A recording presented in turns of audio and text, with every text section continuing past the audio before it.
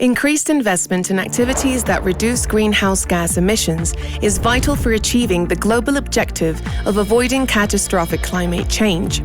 Carbon markets can play an important role in promoting such investment, which is why many countries are preparing to actively participate in the carbon market created by Article 6 of the Paris Agreement. But international cooperation under Article 6 can be complex.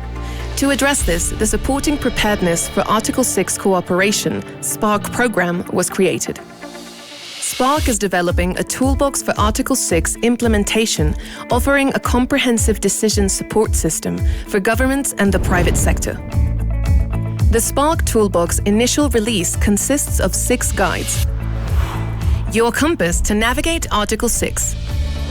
Visit our website to access these valuable resources, find out about other tools, and see the latest developments by SPARC, supporting preparedness for Article 6 cooperation.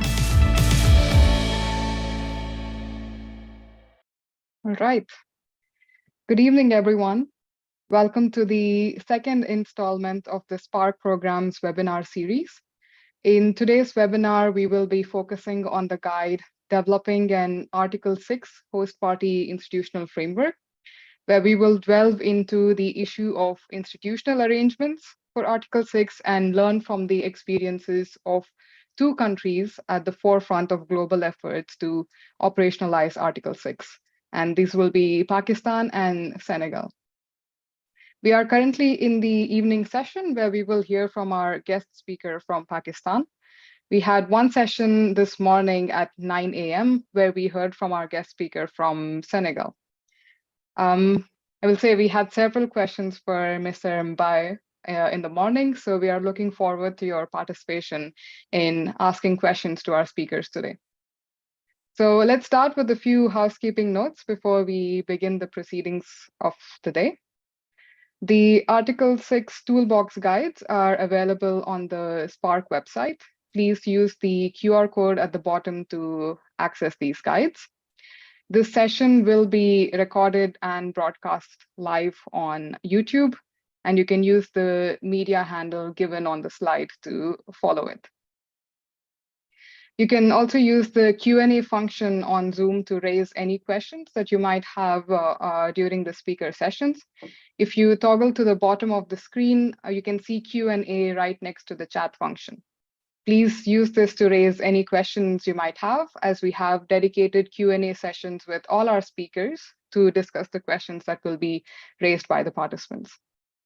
Lastly, to help us improve on our future webinars, we request you to take a very short survey that will be presented at the end of this webinar session.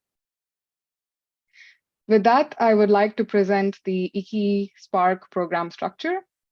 The Supporting Preparedness for Article 6 Cooperation, or SPARC in short, is a 5-year multi-country project launched in 2022. Implementation of this is led by Global Green Growth Institute, GGGI, and it is supported by a consortium of partners. This includes the UNEP Copenhagen Climate Center, GFA Consulting Group, KPC, and Carbon Limits. The project aims to support countries to increase their climate ambition by enhancing readiness of Colombia, Pakistan, Thailand, and Zambia to participate in the international carbon market under Article 6 Paris Agreement. To achieve this, the project aims to support governments with policy and regulatory frameworks needed to participate in the markets, along with increasing the private sector engagement. With that, I'll present the agenda for today's webinar. We will begin with opening remarks from Thomas Forth and Olga Ghassan-Zadeh, followed by the presentations on the guide content and country examples by Paula Macias and Randall Spalding-Fetcher. We will have a short Q&A after this, and as mentioned earlier, please use the Q&A function on Zoom to raise any questions that you might have on the content. After the Q&A, we will have a presentation by Hadika Jamshaid, sharing experiences in developing Pakistan's Article 6 institutional framework, And we will end the webinar with a feedback survey and a Q&A with our guest speaker. So without further ado, I'm pleased to welcome Thomas Forth from Federal Ministry of Economic Affairs and Climate Action, Germany, to provide some welcoming remarks for the day.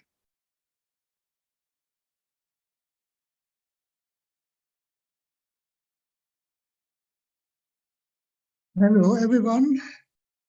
Welcome to today's webinar on the host countries institutional framework. I think this is a very important part of the toolbox of the Spark program because we think that the host country needs a strong structure to make the best of the opportunities of Article 6. And this is embedded in, of course, in the other parts of the toolbox, especially the tools which are coming out still this year will make it round that we have information on the financing and contracting. Also, I think this is a very important step that the host country have an own say on the Article 6 activities. The next point I would like to touch only very quickly is the interest of Germany on using carbon markets. I think that most of you know that we have an EU NDC where we would like to achieve our net zero targets with own mitigation activities. But for us, it's important that the voluntary carbon market plays a crucial role, which is should be aligned with the Paris Agreement, and therefore Germany and a few other EU member states are trying to bring the demand of the voluntary carbon market together with the Article 6. And therefore, we would like to see more engagement of the host countries, which should play a strong role, especially for their own targets and their own net zero targets, so that they are enabled to have a progress over time opportunity, a trajectory to net zero. That's one of the most important things. And you see in the program of Sparks, we are also supportive for project development, and we have the target for each of the 4 countries at minimum to support 2 project activities. And I think this is a very important point, that we see the development of the voluntary carbon market and the compliance market together. And we see it from the side of the host countries. And we are not looking like in the CDM from the side of the purchasers. There was a clear function for flexibility at that time, and now it's about ambition raising globally. And with this, I would like to stop and to wish us a very fruitful discussion and hand over back to the team. Hadika, I think it's up to you, right? Thank you very much, Thomas, for your welcoming remarks. Next, I have the pleasure of welcoming Olga Ghassan-Zadeh, who served as the chair of the Article 6.4 Supervisory Board elected in 2023. She has over 20 years of experience working on climate policy and carbon markets. So we are looking forward to listening to your opening remarks, Olga. Thank you very much, Vika. Thank you. I'm still actually a member of the supervisory body, so as in addition to being its former chair.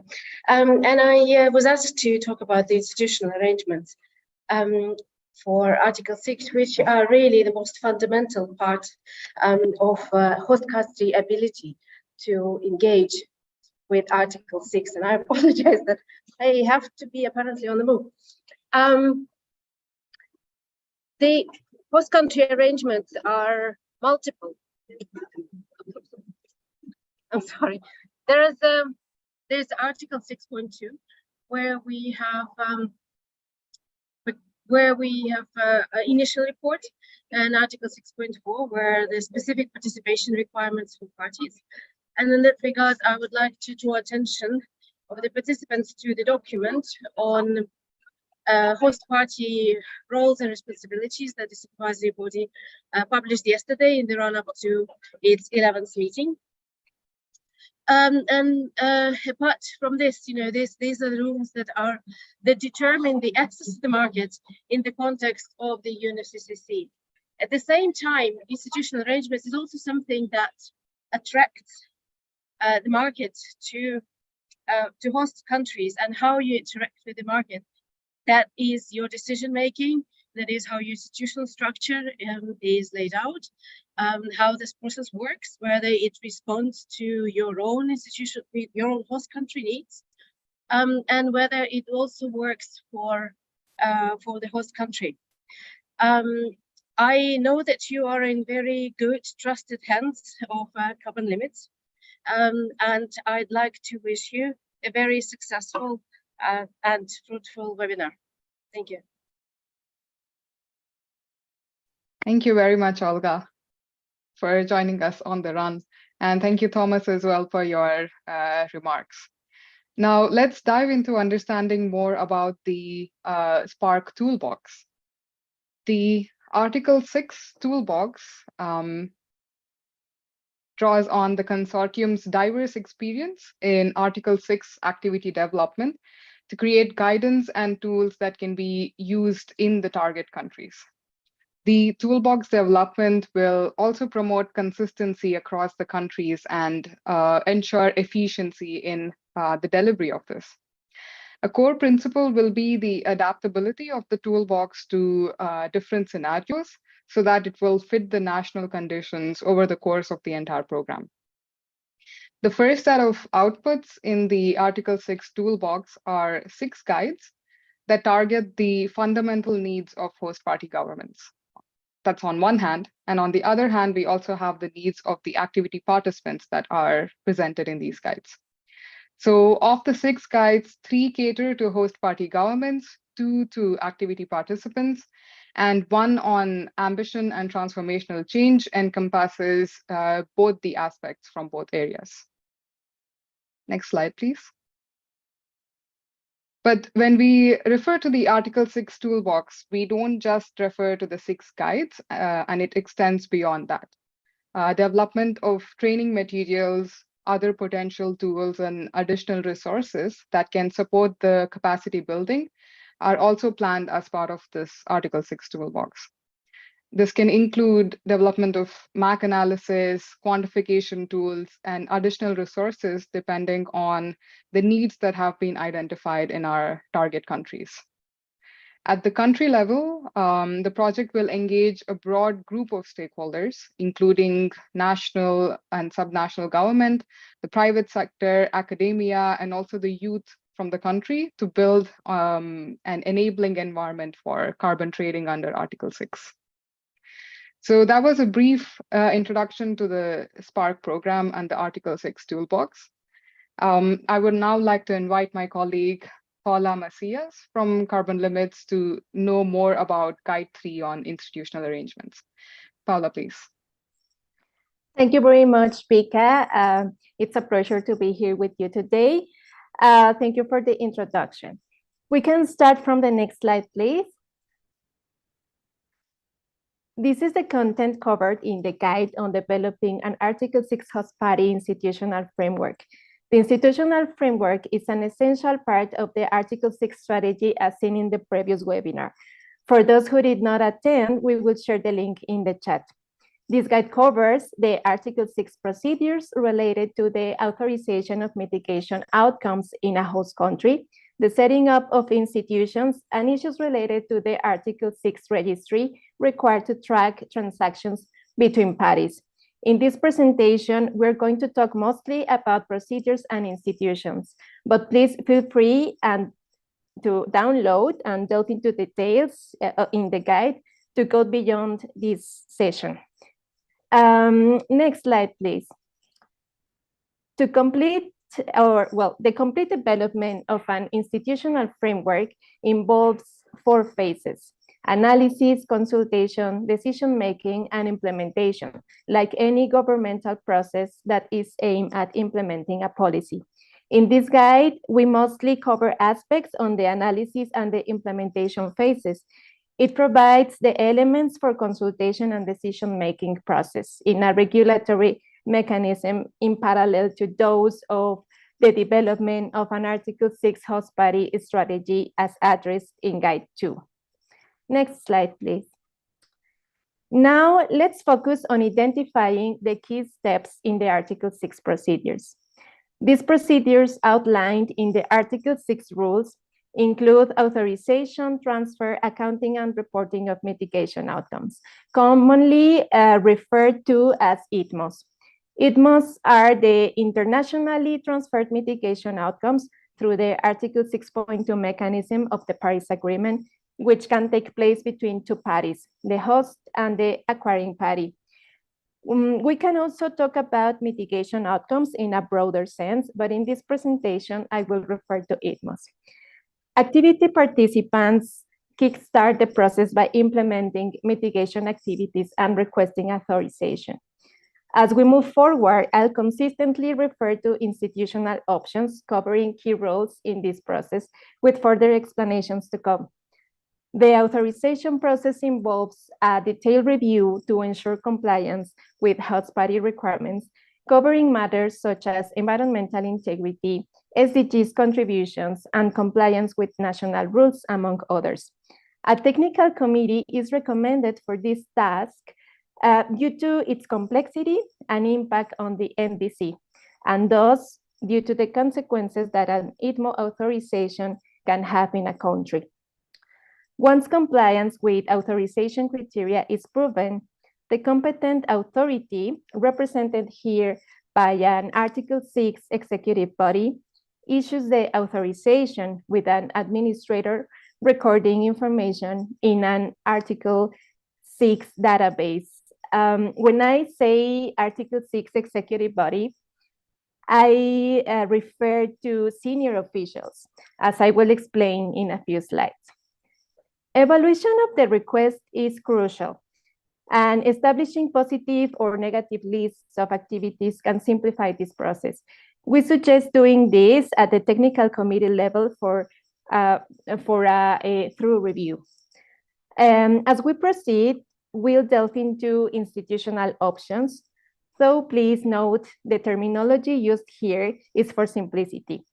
Countries may opt for different terms. We are just trying to reflect the main roles of the institutions. Next up, it's the ITMO transfer process, which is more of an administrative job. The purpose is to ensure that all the terms and conditions outlined in the authorization are met before transferring ITMOs from one account in the host party to another in the acquiring party. This task may fall on administrative staff who are skilled in managing the Article 6 registry and databases, and who will have a very important task, that is the communication with the activity participants. Next slide, please. The rules stipulate that there are 2 reports that must be submitted, as mentioned by Olga. These reports are submitted periodically, the annual report and the regular report. The second one delivered as part of the biennial transparency report known as the BTR.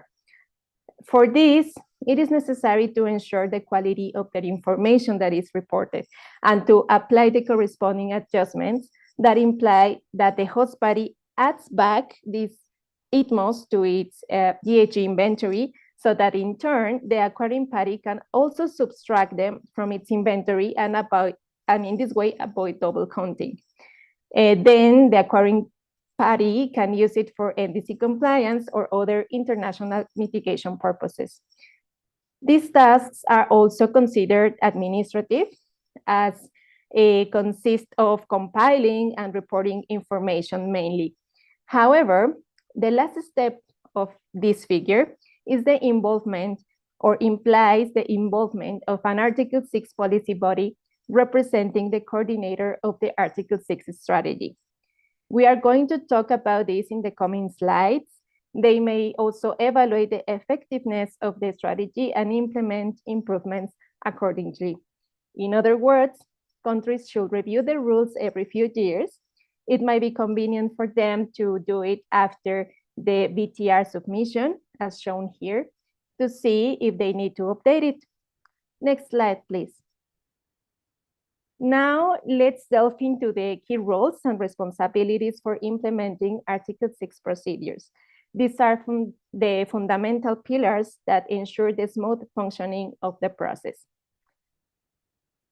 On the left side, we have the key roles of governments. We propose a three-level institutional approach to cover these roles effectively. However, countries may choose to combine executive and administrative functions if the framework is clear enough. First, we have the Article 6 policy body, which serves as a high-level decision-making entity. This could be established at an interministerial body like the cabinet. Its primary role is to coordinate and evaluate Article 6 policy as mentioned. And then we have the Article 6 executive body responsible for formulating and overseeing compliance with Article 6 rules. Typically, this would be a lead ministry with senior staff or senior officials doing the main activities. Lastly, we have the Article 6 administrator tasked with executing the daily administrative activities. This could be established at a department or division level within the lead ministry. On the right side, we can see roles that could be outsourced, but are still relevant for Article 6 procedures. For instance, we have the technical committee providing specialized advice and support for analyzing specific issues, or even doing the evaluation of the authorization requests as mentioned in the previous slides. Additionally, accredited auditors play a vital role in verifying emission reductions. Today, we'll focus on the left side roles, but it's important to highlight those outsourced functions to say that they also play a significant role in the Article 6 approach. Let's explore now the main functions of these bodies in the Article 6 procedures. In this slide, based on what we have seen before, we can see the key functions within each institutional body established at the three different levels of responsibilities. Countries may decide to rely on the executive level or the administrator to carry out most of the tasks. The body that coordinates the Article 6 policy should approve the overall Article 6 approach, as well as the authorization procedure. The main function of the Article 6 executive body is to authorizing items, guiding and overseeing the implementation of the Article 6 approach, in addition to supervising the national market and enforcement of the rules. And the Article 6 administrator will implement the technical tasks such as registering the information in databases and managing the Article 6 registry, executing the transfer between registry accounts, preparing the annual and regular reports, among other activities. In other words, it will execute the day-to-day work as well as communicating with the activity participants. Next slide, please. On determining roles and assigning institutions based on current capacities, countries don't have to start from scratch. They can build this framework from existing arrangements. This will help countries save resources and time. They just need to do it efficiently to ensure that they meet all the demands and that they don't have any gaps left to fill. As we can see in this slide, we identify suitable institutions for fulfilling discussed functions and roles. While designation in this way isn't compulsory under Article 6 rules, guidance aids decision-making. For example, the institution or body that approves national policies, such as the NDC or the National Climate Change Strategy, is the one that could be assigned as the Article 6 policy body. Similarly, for the Article 6 executive body, previous roles like a CDM, a designated national authority administration, or current policy formulation may guide selection. Also, for the administrator role, experiences such as managing MRV systems or serving as the UNFCCC focal point could inform selection. These entities are likely equipped to handle the administrative tasks necessary for Article 6 implementation. We can see in the boxes examples of the institutions that could play those roles. Note that the involvement of the bodies will also be dependent on the frequency of their activities. For the Article 6 policy body, in the long term, they will only be involved in the periodic evaluations of the strategy, while the Article 6 executive body will have a more continuous contribution related to authorization requests, and the administrator will be involved in daily tasks and communicating with activity participants, as mentioned. Next slide, please.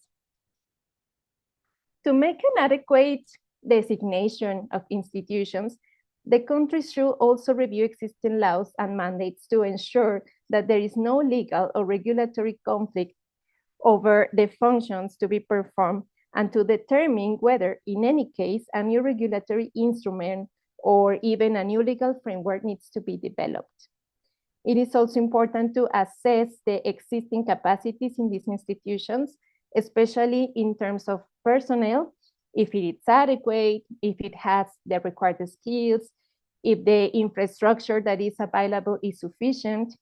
And based on this evaluation, countries may develop a capacity building plan, which does not only consist of the staff training, but also the preparation of the equipment, the tools, the templates, and the Article 6 registry required to implement the overall Article 6 approach. We are offering in the guide comprehensive content regarding this. So don't lose sight of that. Next slide, please. Let's talk about the preparation of the institutional framework and the capacity building plan. These are the elements required to move to the implementation phase. On the first point, basically, this slide summarizes the aspects that we have already seen regarding institutional options. This is what would be expected from a draft institutional framework, which is to have the organizational chart of how these institutional arrangements would work, hierarchically speaking. So at the top, we can see the policy body in charge of the overall coordination, as mentioned. Then to the executive body, which is probably the former ministry that played the role of the CDM DNA. We can see that there are other, or probably there are other ministries being part of this structure, potentially involved in providing inputs to the lead ministry and other activities. And at the bottom, we can see the administrator doing the daily tasks. It would probably be the same institution or body playing the role of the UNFCCC focal point, for example. And we can see the technical committee providing advice, mainly to the executive body or lead ministry, but probably also to the others on authorizations, mitigation activities, for example, on methodological issues, and so on. Next slide, please. Through this slide, we want to point out that the capacity building plan must be addressed at the level of a strategy and not only on the institutional framework. However, there are many other aspects that need to be addressed simultaneously for the strategy to move forward properly. We are talking about, for example, the authorization criteria and participation requirements, as seen in the previous webinar, the legal framework and the infrastructure, including the registry for transactions. On the right side, we can see auditing necessary to confirm the reductions achieved in the activities through validation and verification bodies. And finally, I would like to highlight that this plan must also involve engagement with activity participants, which is quite relevant. There is a guide for them and another one for contractual matters. This is what a capacity building plan entails in general. Next slide, please. So to finalize this presentation, Let's move along to the registry, which is the infrastructure needed to operationalize the Article 6. There are two key considerations here. The institutional decision about who is going to administer the Article 6 registry, but another very important one, which is which registry is going to be used. There are three options that are adapting an existing registry to the needs and requirements of Article 6. For example, the host party may have a registry that is functional for an implemented carbon pricing instrument. They may choose to leverage some functionalities if convenient. A second option is to use the registry that the UNFCCC will eventually launch, or using an existing registry for an independent crediting mechanism. Or the third option is to develop a domestic registry for this specific purpose, meaning to track Article 6. The rules do not limit countries in this regard, so they can analyze the advantages and disadvantages of each option to inform decision making. That's it. Thank you very much. It was a pleasure sharing this presentation and insights with you. And we look forward to receiving your questions via QR code. Thanks. Thank you very much, Paula. That was a great presentation. Before we move into the next session, we have a poll that is up on everyone's screen right now. So Paula, this poll, we are trying to assess from the participants if they heard something new and what was it in that case. And a lot of people seem to be responding that they've learned how to identify key institutional roles so far, which is an indication of the presentation that you just made. So thank you very much for that. I have to tell you, in the morning session, we had a few people who also said that they are pros, and they, Benjamin offered to take their help for reviewing of the guides as well. But in today's session, a lot of people seem to be responding that they learned a lot about the key institutional roles. Yes. And I would just like to give a reminder to all our participants to please use the Q&A function. We will follow this up with a presentation by Randall, and then we'll open the Q&A for both Paula and Randall. We're still getting some responses on the poll, Paula. Very good job on explaining how to identify the key institutional roles. And thank you to all the participants as well for participating in the poll. With that, I would like to invite Randall now to start his presentation on the country examples of institutional frameworks. On to you, Randall. Okay, great. Thanks, Vika. And thanks everyone for being here. It's nice to have a good turnout, and I really hope that this can help simplify some of the issues that many countries and role players are facing these days.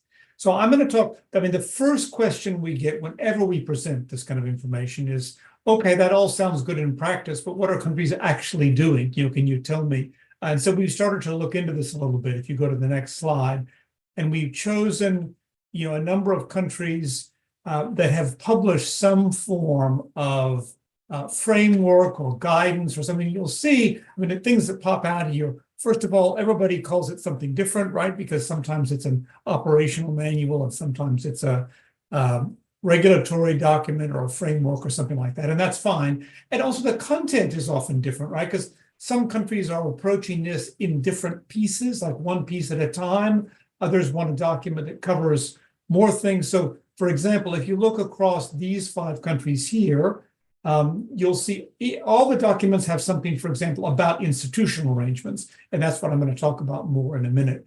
But some have a bit more on strategy and choices and eligibility, for example, and others don't have that yet. Similarly, most have information on procedures, but I think in Rwanda, the procedures are going to be in a separate document, also that relates to some of the registry information. The registry work is in progress in many countries, but it's usually not in this document. Often there is going to be a separate publication there will be some type of operational manual or guide, especially something that helps activity participants to decide or to know how to navigate this process.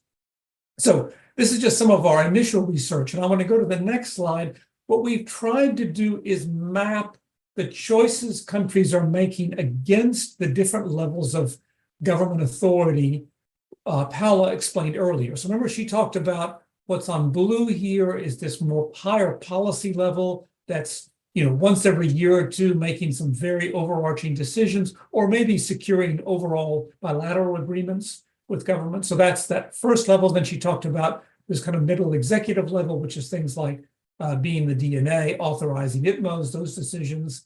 She talked about the technical committee, and then she talked about administration. But now what you see here is that different countries actually approach this in different ways. So Rwanda, for example, actually does have an interministerial board that looks after those higher level policy decisions. And I know, although it's not up here, there are a number of other countries that are looking at that, whereas most of the other countries here, it's actually their lead climate ministry that does this, whoever has been designated for that. So in other words, although they may consult with other stakeholders in government, they already have the authority to implement an Article 6 strategy on their own.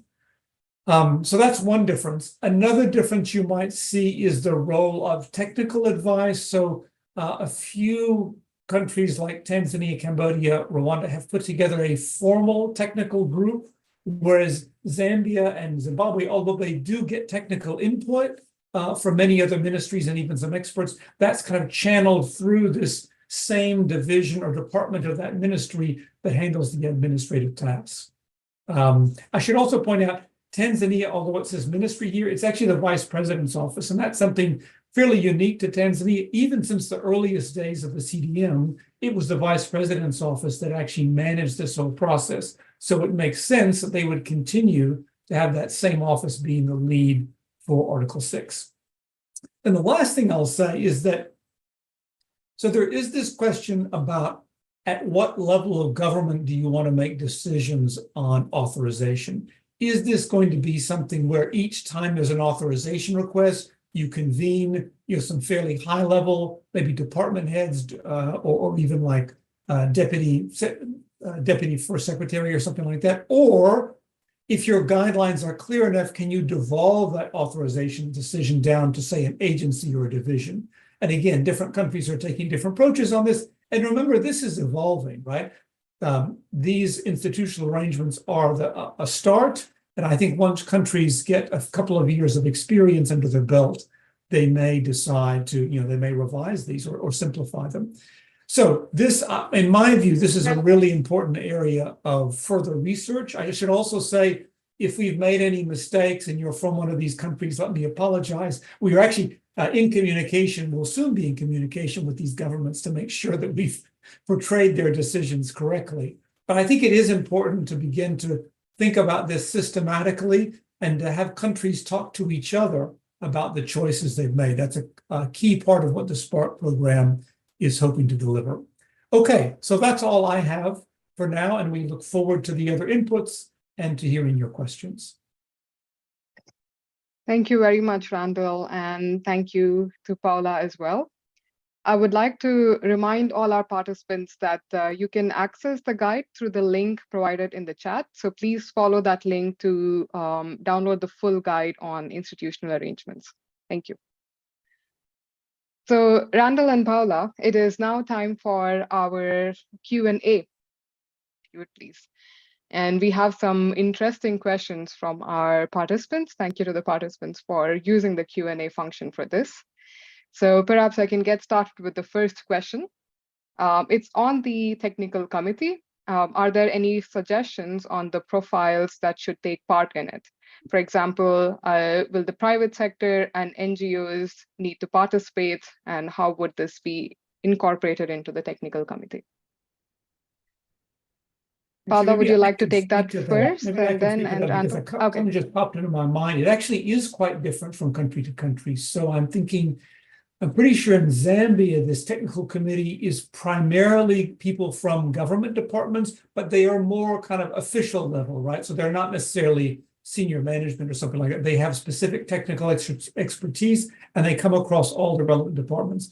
In Rwanda, if I'm not mistaken, they do have some people from the some parastatal entities. There are some NGOs, maybe some even private sector. Maybe, I think it's an industry federation that's represented there. So there is some difference. I mean, I think that the question really is, how are you going to get the expertise that you need in order to make these evaluations? So if you're in a country where there's enough capacity in your ministries that they can evaluate not only how these activities relate to your development goals, but how they might affect your NDC goals, then that you can do that. Whereas I think a lot of countries probably will get some additional inputs from outside of that, just because it makes sense and it builds the experience base. Thank you, Randall. Paula, do you have anything to add to that? Yeah, maybe just to mention that don't lose the sight of the existing current capacities, and some of the countries may have technical committees in place. They call it like a climate change committee or any other name. But the importance of this is that they have representatives from many other sectors, as Randall mentioned, private sector, but some of them also have, for example, representatives from civil society. And it might be relevant for these purposes because of the SDG contributions, for example. So yeah, we mentioned that technical committee might be outsourced because it may have external expertise, but it doesn't mean that other actors or stakeholders from government can be included there. Thank you both. The next question is on Article 6.8, and if you could speak a bit about the institutional arrangements for Article 6.8. Oh, that's a good question, actually, because I mean, as I'm sure the questioner knows, there hasn't been a lot of activity. So just so everybody knows, Article 6.8 is cooperation that does not involve transfers. In other words, countries can still collaborate on mitigation actions. So one of the common examples of this would be something like results-based climate finance, where you're still tracking mitigation outcomes, but you're not transferring them. You're just providing payments that support mitigation in the country. And the same could be true of adaptation. I mean, those institutional arrangements are largely up to the country. There's no, as far as I know, there isn't any specific guidance. So what's likely, I think, is that those would tend to follow more traditional climate finance pathways. So if you have institutional arrangements, for example, for accessing Green Climate Fund money, right, GCF money, if you have I think it's called a National Designated Authority for the GCF, that could be the same process that you use for this kind of climate finance. And at the same time, I know we're doing a little bit of work in Senegal right now. The Senegalese government is considering having common institutions and procedures for everything. So Article 6.2, Article 6.4 activity approval, Article 6.8, and the voluntary carbon market. They're asking to have an approval process for the voluntary market standards, even though those standards don't typically require host country approval. So that's a little bit of insight on 6.8. Thank you, Randall. There is one more question on the registry. The question is a complex registry always required in this case, or can a simple Excel-based registry be used to start with? Yeah, I can respond that. And I think it's up to the country, the way they want to track mitigation outcomes from Article 6. Some countries may decide to use an Excel-based tool, but they have to analyze if this meets the requirements. Okay, there is no mandate on how an Article 6 registry should be implemented or developed. We provide some guidance in this regard because we think we need to identify the registry requirements first in order to develop the registry if decided to develop a domestic registry. So that's why the UNFCCC have informed that they will launch a Article 6 registry specifically for this because it will meet the requirements, but it doesn't mean that it will be functional for all the countries. They may want to link with other registries that they have in place. They may want to leverage other capacities from existing registries. So there is no mandate, but it has to comply with the requirements. And one of them is that it has to be able to record all the information of the mitigation activity. It has to generate serial numbers for each of the transactions. So it might be difficult to set up this at the Excel tool space, but maybe the Excel tool could function as a database for inputs to the registry or so. So we provide some guidance in this regard. So please, to the person who asked this, I would recommend to delve into these chapters of the guide. Thank you very much, Paula. So just a note to both of you, we have a lot of interesting questions coming up. We have time to take one more, but it will be great if you can stay on the call, and we will continue with our guest speaker, and we have one more Q&A, and we could take some more questions for you and for our guest speaker at that time. So one last question I would ask is back on the institutional arrangements again, and if the recommended institutional arrangements that you propose so far will work for the carbon tax as well.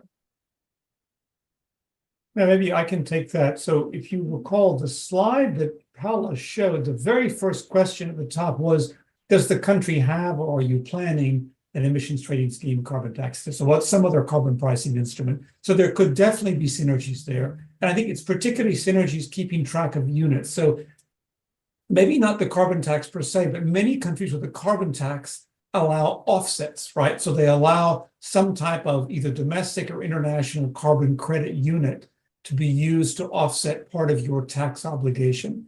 So because of that, some countries are looking at trying to have a common registry system that would track different kinds of units. So it would include units that can be used for offsets in the carbon tax. It would be used units, it could also include units that would be authorized for international transfer. So the registry, you definitely want to have the same.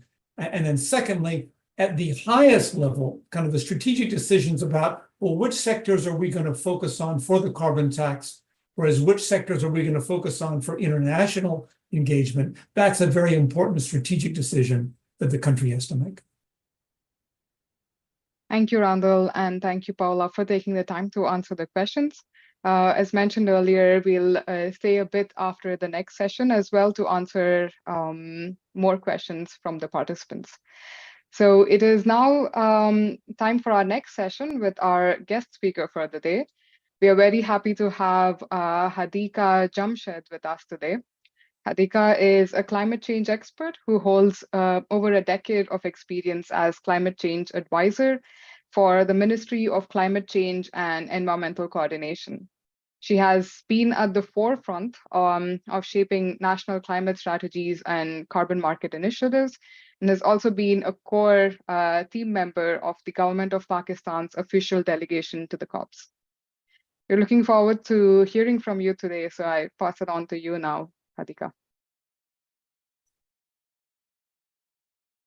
Hello, everyone. Thank you so much for the kind introduction. I'm really happy to be part of this session, and a very warm welcome to all the participants and the panelists. And thank you so much for the presentations before me. It was very informative for me as well. Learned a few new things today, so thanks a lot for the session. I will be very briefly touching upon the work we have done in Pakistan and what the experience has been like, and to share it with all the participants and our fellow colleagues. So we started working on developing, Article 6 host party institutional framework in Pakistan a few years ago, and looking at the framework and the policies in Pakistan, NDCs of Pakistan consider Article 6 as one of the instruments to achieve the NDCs of Pakistan. This was the first time the Article 6 in carbon market was mentioned in any of the policies of Pakistan in 2021.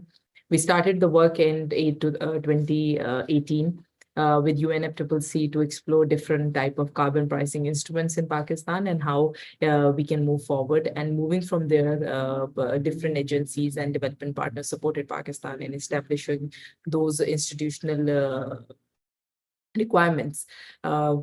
Recently, Pakistan developed carbon market guidelines, which is under a cabinet approval at this point. And the guideline focuses on the sectoral division of the areas which are open for international carbon market, which will be 6.4 and 6.2, and which will be kept for Pakistan-owned NDCs, and also discuss the process of corresponding adjustments and the fees which will be included in the future credit buying and selling. It also touches upon the roles and responsibility of the central government at the federal level as an NDA, and also at the provincial level and at the regional level, where the implementation of the projects will be done, and where they will be dealing with the carbon credits and the investment part of it, but at the NDA level, at the central level, the matters related to corresponding adjustments will be dealt with. The role of Spark project and COP ASIC has been very instrumental since the project has started. We have conducted several workshops under this project, and this has been very useful in building the capacity of the stakeholders, especially the stakeholders at the provincial level, who will be playing a very significant role for a country like Pakistan, where climate change is a devolved subject. And also under COP ASIC, the knowledge platform will be very helpful in the future, where the knowledge of all the young students and university students are being developed. The platform is being established. So these people will be students and young talent will be supporting Pakistan in the future in establishing carbon markets. And also this knowledge platform will be helpful.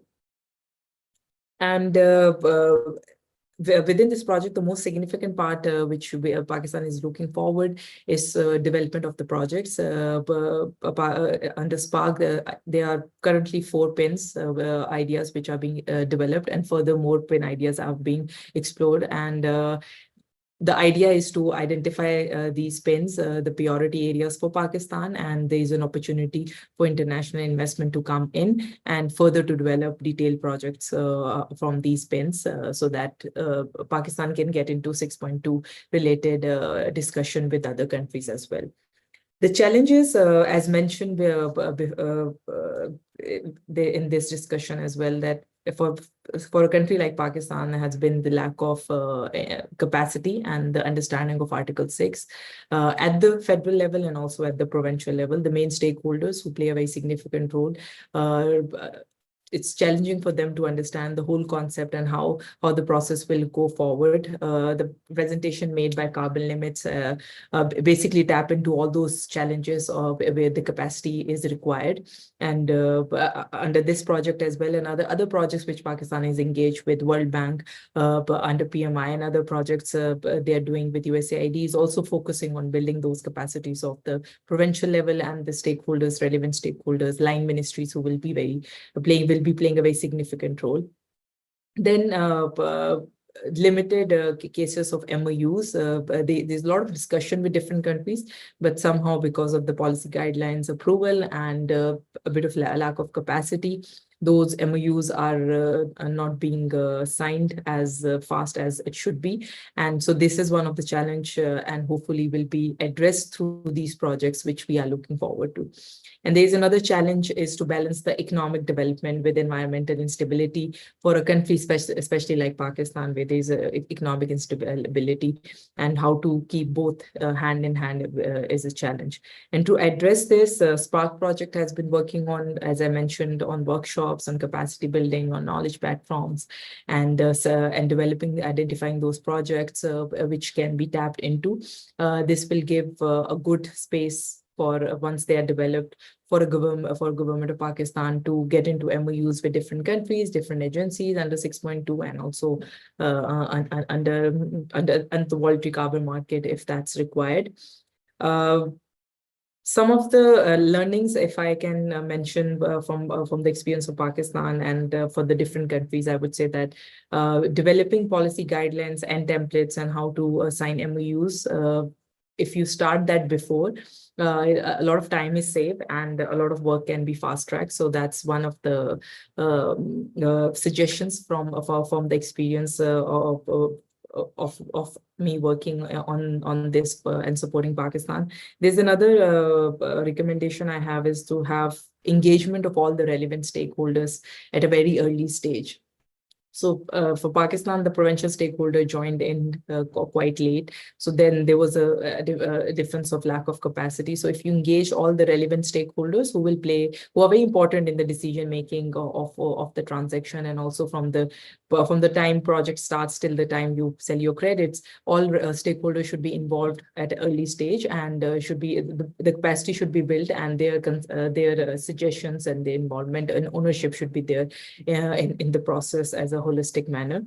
And also I will recommend that the projects like ASIC provides valuable platforms, which is very helpful and should be taken into consideration by other countries while they are going forward in establishing cover market within their country.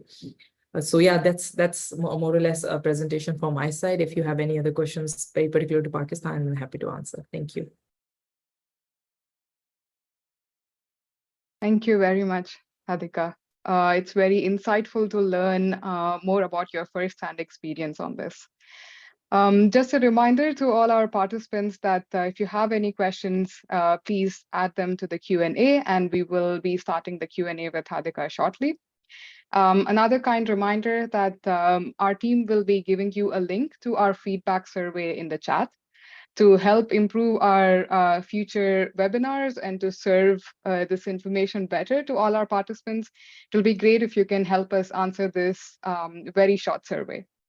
And secondly, this presentation was very concise, and the guide that is available on the link that has been sent to you on chat has a lot of detailed information on all of the topics that we discussed today. So please follow that link to download the full guide. Back to you now, Hadika. We have some questions that are coming through for you. There's a first question on the database. Is there a database or a pool of projects in Pakistan being implemented as part of the carbon initiatives? Under the Spark project, as I mentioned, there was a long list of projects which was identified, and then the short list of projects out of that long list was identified as a priority for the start to begin with as a pilot, four projects and 4 areas, which include cement, cement industry. Then there's one on mangroves. There's another one on waste sector, and then there's one on transportation. But under the same project, we are planning to identify more projects. So that's one of the projects Spark project will be focusing on, is to identify those projects, a pipeline of projects, and developing short pins and taking them forward in developing major projects out of that. Thank you, Hadika. And you were on your presentation, you were also talking about the importance of capacity building and trainings at the provincial level. Some of the participants would like you to expand on the role of subnational governance levels on these Article 6 mechanisms and how their role has enabled or supported the federal government or the main line ministry. So as I mentioned, in the draft guidelines and the policy guidelines for Article 6, it has been mentioned that the project identification and approval will be done at the subnational level, because they will be the one working with the entity or the country directly in implementing the project and sharing the proceedings from that project. At the federal level, the corresponding adjustments will be looked into, because at the NDA level, we are Ministry of Climate Change is responsible for reporting at the UNFCCC level and NDCs. So within Pakistan, it's a devolved subject. So even though at the federal level, the NDA is at the federal level, but the decisions related to the projects, decisions related to climate change are made at the provincial level. They have the full autonomy to make the decisions. If very close, if I can give an example, is of Canada, how their regions make their own decisions. So that's what the case in Pakistan is. But being at the federal level and being an NDA as a Minister of Climate Change is it's a division of roles which they have to identify. So in the project identification implementation, the NDA most probably will not be playing any role and will not have any say. They will just look at it if it's under the scope of different sectors, and if there is a if there are a lot of co-benefits and there are certain elements of credits integrity mentioned in the policy guidelines. Other than that, it's fully in the domain of subnational level, at the provincial level. Within Pakistan, there are 4 provinces, so they will be dealing with it. Great. Thank you, Hadika. There's one more question on the issuance of authorization letters. If the government of Pakistan has already started issuing these, and how are the timelines and processes going for this?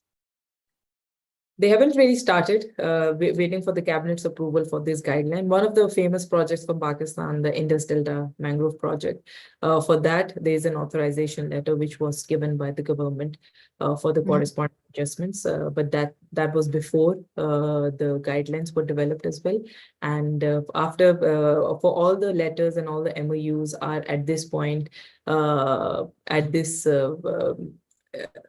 they are at hold so that the policy guidelines are approved, and which will make things very systematic and institutionalize it in a proper manner. Currently, the projects are dealt very separately, but when the policy guideline will be developed, then all these projects will be looked from the lens of these policy guidelines. All right. And just in line with that of the authorization, how is Pakistan addressing the corresponding adjustment pricing? Will they have a set fee similar to Ghana's approach, or are you considering a project by project opportunity cost calculation in this case? At this point, to be honest, Pakistan is looking into following what Ghana has done to set up a set fee for all the project, looking at the capacity with the limited resources and the capacity at the government level as well, to do a cost-benefit analysis of each project and identifying a corresponding adjustment fee is too much for the government at this point. So they will be identifying a corresponding adjustment fee like Ghana, and maybe some percentage of the project will be kept for Pakistan-owned NDCs, but that's something which they are still discussing at a higher level. Right. Thank you. There was one more question on how open is the Ministry of the lead ministry open to public and private partnerships in Pakistan?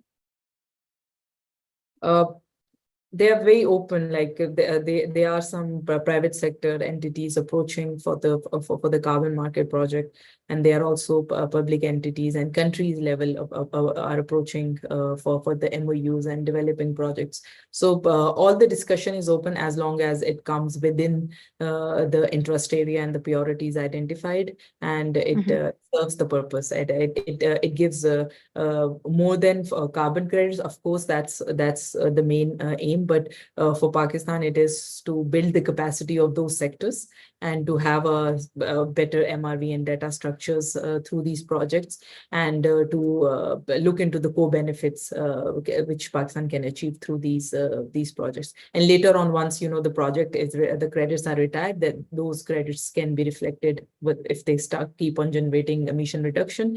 Those emission reduction can be reflected in Pakistan-owned NDCs. So that's the later on things which they are looking at in the long, as Pakistan is also developing a long-term strategy. So that will also serve into that as well. So it's pretty much open to all the. Yeah. Thank you, Hadika. I'll let you have a breather now and just give an announcement to our participants to please help us fill out the survey. The link has been shared with you on the chat. It takes probably less than a minute to fill the survey, and it will greatly help improve the webinars that we deliver. Thank you very much. Back to you, Hadika. There is one more question. You mentioned the Mango project, and there was a question on if there is any interest on carbon credits from the agricultural sector. Yes, I've recently, I think the Ministry of Agriculture also floated an idea that they want to identify a pipeline of projects which can be considered under carbon markets. So each sector, like energy sector, agriculture sector, waste sector, water sector, wastewater treatment sector project is under process. Carbon limits is supporting in that as well. And these are also the sectors which are at priority. To be honest, agriculture is one of the second largest sector in Pakistan, which is emissions are higher. So, and also most vulnerable sector. So if they can be projects developed within that sector, that will be really beneficial for Pakistan, not just for the emission reduction side, for the investment side, but an overall as a priority as well. They are open. So yeah. Thank you, Hadika. You started speaking a bit about this, but this is a repeated question that we see on what is the expected timeline to publish these guidelines for Pakistan? Yeah, that's a very good question. It depends. Like there's no set timelines as of now, I know, but it's almost like there's a lot of consultations which happened for this guidelines, and it's with the cabinet for approval. Now we have a new government. Things are getting into place. Ministers are coming in place and everything. So as soon as I think things will be in place, all the secretaries and ministers will be in line. These policy guidelines will be taken again to the cabinet for the process to complete. Mm-hmm. Thank you very much, Hadika, for being so patient and answering all the questions that have come through the Q&A for us. To all the participants, thank you very much for sending in all your questions and being so active in chatting with us. Another kind reminder on the survey to help us improve on our webinars.